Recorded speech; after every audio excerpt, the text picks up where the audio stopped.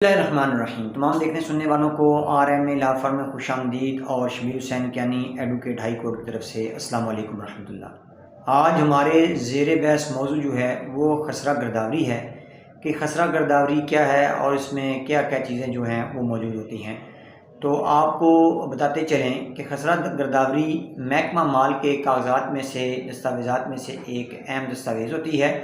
خسرہ گرداوری میں ہر خسرہ نمبر کی تفصیل موجود ہوتی ہے، یعنی یہ خسرہ نمبر اس کا رقبہ کتنا ہے، مالک کی تفصیل کیا ہے، کاشتکار کی تفصیل کیا ہے، زمین کی قسم یعنی رقبہ حیل ہے، میرا ہے، بنجر ہے، رکڑ ہے، غیر ممکن ہے، چائی ہے یا پہاڑ وغیرہ ہے۔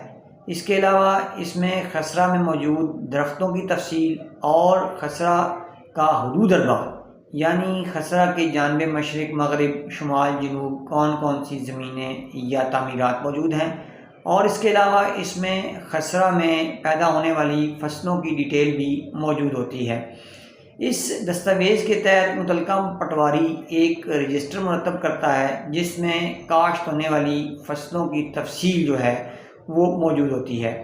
سال میں 2 دفعہ پٹواری زمینوں کا وزٹ کر کے فصل ربی اور فصل خریف یعنی بہار کی فصلیں اور خزاں کی فصلوں کا ریکارڈ حاصل کرتا ہے اور خسرہ نمبر کے حقیقی پوزیشن جو ہے اس کا تعین کرتا ہے۔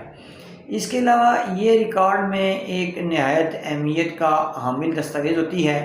اس طرح اس کا لینڈ ریونیو جو ہے اس کا تعین بھی اسی دستاویز کی بنیاد پر ہوتا ہے۔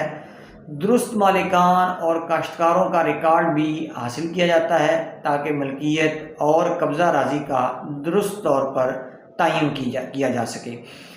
خسرہ گرداوری جو ہے وہ سال میں 2 دفعہ ہوتی ہے۔ اسی طرح 4 خسرہ گرداوریاں جو ہیں وہ 2 سال میں بھری جاتی ہیں، جبکہ 4 سال میں 8 خسرہ گرداوریاں فل کی جاتی ہیں، جن کے بعد جو ہے وہ نئی فرد جمع بندی مرتب کی جاتی ہے اور اس کے اندر یہ تمام ریکارڈ جو خسرہ گرداوریوں میں مینشن ہوتا ہے اس کے مطابق نئی فرد جمع بندی جو ہے اس کو مرتب کر دیا جاتا ہے۔